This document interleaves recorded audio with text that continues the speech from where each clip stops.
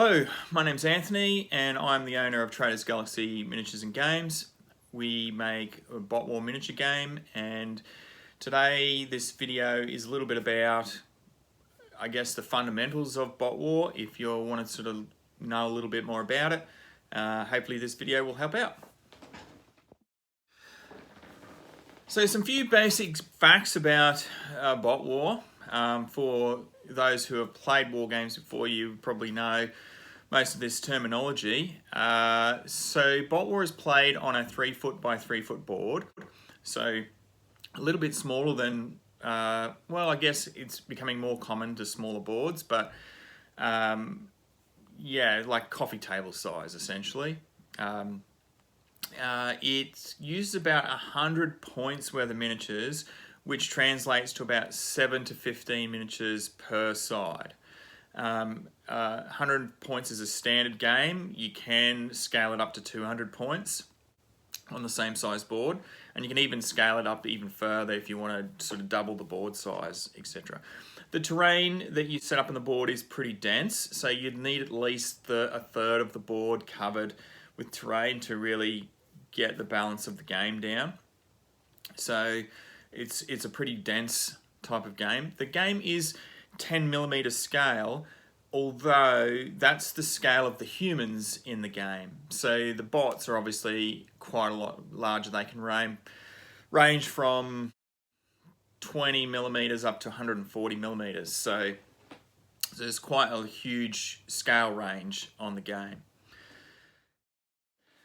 So a standard game of BotWar would take about 1 hour to play, and that's a standard 100 point game. Once you actually know what you're doing, you'll probably get 1 hour, including pack up of the game in 1 hour. It's quite brutal. The game is designed to get more intense as the characters get closer, in closer proximity. So at long distance you might do chip damage through ranged attacks. At short range you get more significant damage, and then in close attack it's quite definitive, like that there's an outcome. So there's that sort of brutality built in to encourage players to get into close attack, where all the sort of fun things happen, where you can throw other bots and things like that. All the terrain that you use is fully interactive. So you can throw bots through buildings, you can smash buildings, you can throw cars and use street lamps and stuff as like battering rams and all sorts of things like that. You can even shoot cars and they explode and they can damage characters around corners that you couldn't actually see to begin with. So I've tried to bake into the game all of those things that you would expect giant stompy robots to be able to do, and just some crazy battle royale type of situation. You do, of course, have, I'm getting a little bit off track, but you do have, like, obviously giant bots that can combine as well in the game. And all of that, and they can just walk through buildings and smash them and things like that. You climb buildings and they get damaged, they can collapse, and they can cause a lot of damage to your characters. The game is predominantly a resource-based game, so whilst there are dice involved for working out combats and things like that, the main part of the game, the strategy and the tactical elements are really around, well, the strategic elements are really around allocating your resources for the turn. So at the start of the turn you have a thing called a power-up phase, where you take all the energy that each of the characters bring to your force and you divvy that out to what you think your characters may wish to do in the coming turn. So the trick of that comes in, I guess, to the fact that when you're attacked, you can use some of that energy to boost your defenses, but if you do that, you won't actually have it available for when your bot comes to activate. So that way your opponent can chip damage off you or chip energy off you to limit your effectiveness throughout the game, throughout the remainder of the turn. So it's allocating that energy and understanding how that energy works and risking your units in order to make a bigger play later on in the turn, which is quite a heavy strategic element for the game. This means that like there's no you go, my go in BotWar. It's both players are sort of playing all the time based on a system of strategy ratings, which is each character, regardless of what side they're on, will activate in ascending strategy rating order. So it's very much, you're always sort of like, oh, are you activating a 3? I've got a 3, I've got priority, so I'll go this turn for my 3. Strategy rating, that is. And so as characters are destroyed, that strategy order is changing constantly. And there is also some characters in the game that can change that strategy rating for your force. So it's a very dynamic, fast-paced, brutal game that gets you straight into the action straight away. So the game does use custom dice. Now, they are D6 cubes, but they're actually on a D3 base. So the maximum result you can get on one of the BotWar dice is a 3. And they're not all marked the same. Some even have blanks for a miss. So it's a bit like Hero's Quest in a sense. It's just a lot of dice off. You roll your shield dice, I roll my attack dice, and the difference in the amount of dice pips, I guess, is how much damage you take. There's a little bit more complexity to that, but not much more. So the dice are intentionally swingy. I made them that way because what I don't want to have is a situation I used to have in other games where you might make a mistake early on and you're then sitting out the remaining 4 or 5 turns just losing. And so in games of BotWar, it's not unusual for people to be winning the game 2 or 3 times in a game and then just lose at the end, you know, which actually makes for extremely fun games. And I must say, I can't recall a game of BotWar and where I've been a bit annoyed at the result, even though I've lost. In fact, I've probably lost more games of BotWar than any other game. But I actually enjoyed losing because there was several times where it could have gone either way. And that makes, for me, as a games designer, that makes for some pretty cool narrative battles where just the little guys really held the day, I guess, against overwhelming odds, which for me makes for a fantastic game experience. So getting on to the factions, so there are over 20 factions in BotWar miniature game at the moment. Now that may seem daunting, of course, like there's a lot to unpack there, but and they all do play differently. So we have what we call the core factions, which are your main factions. Then there's also what I call the legacy factions, and then there's some sort of sub-factions as well. So all of these are like heavily themed, of course, around, certain inspirations or you know, cartoon type storylines. So firstly, the core factions are your like standard factions, which I'm doing extra videos on each of the core factions over time. So please like and subscribe if you want to see more of those. The legacy factions are because I have a policy within Traders Galaxy that there's no bot left behind, which meaning that when I update a range, some people may have the old range and they may not want to upgrade to like the new range or something like that. So I actually create special stat cards for the older models. So you can use them in BotWar 3 as legacy factions. So that means that people's collections are still valid no matter how old they are within the BotWar universe. So they sort of play as like a historical faction, even though the narrative may have moved on.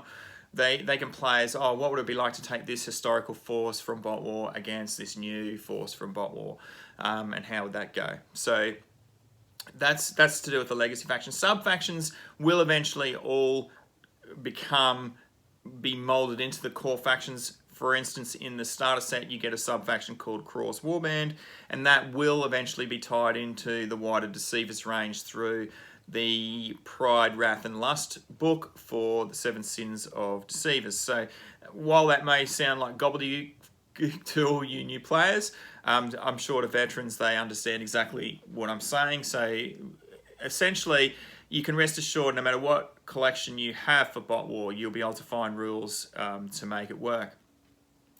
Now, as I said, that all the factions do play differently. So, and you have like on that sort of bell curve of how within the rules how factions work, you have your extremes like your trashes, which are predominantly close attack, and then you have the other extreme, such as democracy or special branch, which are predominantly only shooting attacks. So, and they can't do any close attack. And then you have pretty much everything in between, depending on how you want to play. And some forces have a heavy structured way that you have to build your force, such as coils. And some are more open. Most are probably more open. I would recommend for balance, all the factions are balanced, and the reason that it's probably a bit easier to balance BotWar factions compared to other games is that BotWar has 3 pillars of balance rather than just 2. So I think most games would have points versus power as their 2 pillars. Like you pay for the points, and this is how much powerful this unit is. Whereas BotWar actually has points versus power versus energy. So the amount of energy that your character brings to the force is really, really important, as that's where the majority of the game is actually played and won within that resource allocation phase. So you can have an extremely powerful character, but if they're only generating 2 energy, then you cannot do without the smaller characters to help power that character up. And so by removing the smaller characters, you severely limit the larger character's ability to get the most out of their power, because they just don't have the energy to power all their attacks or be as invincible as what their points or their size of the bot and stuff would suggest.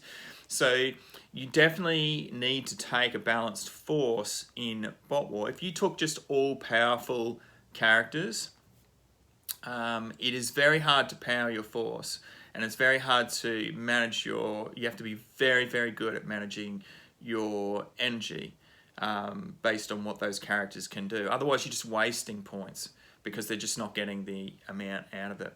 So that's really like the sort of built-in balancing factor to BotWar. Now, with each of the BotWar factions, they do have a faction guide, which is essentially your army book or your codex for each of the factions, and you can read all about the lore of each of the factions through the faction guides. I highly recommend you picking some of those up, whichever faction you like the look of, to see what their rules are like. They also have army-wide special rules within the faction guide, which is an additional balancing factor as well for that, because each character actually has a stat card, and that actually has the individual rules for that character only on the stat card, and it operates like a dashboard, as you can see here as I allocate some energy. It operates as a dashboard for your game, whereas the faction guide has a sort of overall rules and just more in-depth rules. If any of the characters have something that's really special, it'll be in their faction guide. So the game itself is actually very easy to learn. In fact, many when we go to conventions and things like that, like I can't think of anyone that hasn't been able to play the remainder of the game of BotWar after it's just a single turn of being shown how the mechanics work. The mechanics of the game are very simple, and it's one of the things when putting together BotWar that I was really adamant about, is that I didn't want a huge tome of rules that people had to invest so much intellectual time and energy into absorbing in order to be able to play. And I also didn't want to create gotcha situations where the person only won because they happened to know a rule that the other person had forgotten and things like that. So BotWar is a game that's played purely on the strategy and tactics of using the various elements in the game rather than knowing a rule that no one else knew or had forgotten. So that's why I've kept with simple core mechanics. Now, I did have a friend who used to play BotWar with his son, who was 7, and his son could actually understand how to play it. Although his son did struggle to grasp the more intricate tactics of the synergizing between the various characters and the sort of combo plays between the various characters that you can get by understanding how the strategy rating and resource system works. So that's really, I guess, to be a bit cliche, is that BotWar is really easy to learn but difficult to master, because mastering it requires the understanding of how all the characters and what characters mesh well with other characters in order to create more combo set plays of, like, you know, multiple actions stacked on top of each other with various characters to do certain things. So whilst the mechanics of BotWar are really simple to learn, the understanding the tactical and strategic and tactical depth of BotWar will take quite some time for people to master. But I mean, that makes it really good for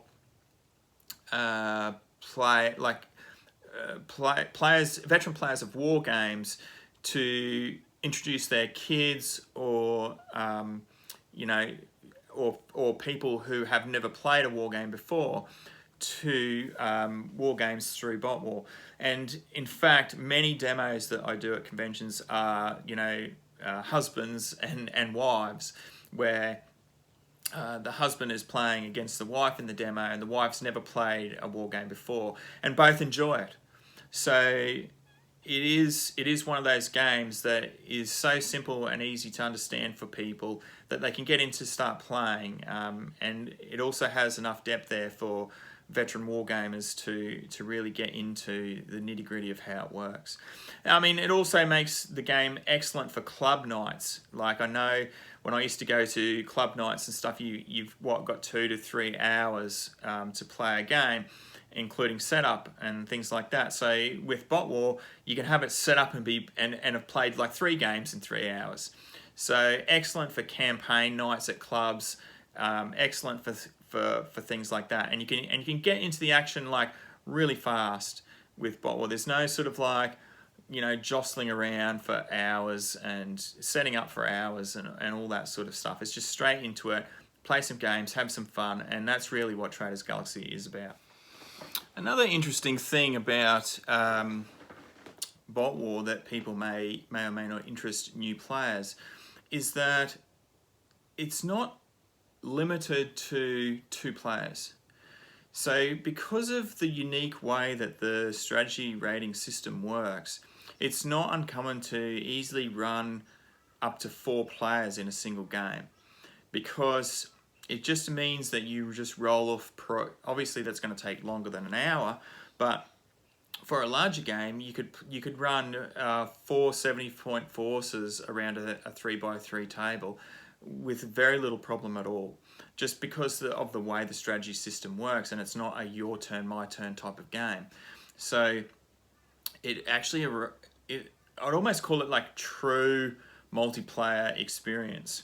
So it's not like just go around the table and each person take a turn. It's like everybody's playing the game simultaneously. And furthermore, because of the way the strategy system works, it's very easy to solo game it as well. So I do have some solo AI rules that are available free on the Traders Galaxy website. So solo gaming and multiplayer gaming are not an issue for BotWar miniature game, just because of the way the game works itself.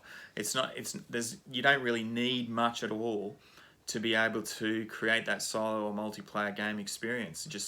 In fact, I think there's a few people playing at clubs that only play multiplayer games. So you know, 4 people sitting around a table and each player having, you know, a 70-point force makes for a quite a fun game. So where do you start? So look, as with anything, you should really always start with the core box set of like how to like. For if you want to start BotWar, you would be BotWar core set, because those are designed by the manufacturers to introduce people to the game and sort of give them that sort of gentle start to the game. And in BotWar 3, you get two 80-point factions, which is nearly a full game size. You get the rule book, you get all the dice and energy, and you get you actually get the stat cards for each of the factions, but you get the complete stat card set for the entire faction. So you know if you want to keep collecting that faction, what other miniatures, you already have the rules for them in the starter set. So usually at conventions we do like the BotWar 3 starter game and like a card city terrain set as the starting amount, and that would give you everything you need to play for BotWar 3. And most people do just get that, and they have like the Golden Lions versus the Craw's Warband, and they play through that in the card city. So there's 10 scenarios in the book to play through. The rules are all objective based, so it's not just like, oh, you kill like this side and I kill that side or whatever. That's not. It's all scenario based, and victory conditions are based on whether you achieve those objectives or not. I use what they call sticky objectives, which means you move across the objective and you've claimed it, and then someone else can move across and claim it back for the game. So you could actually even completely lose your entire force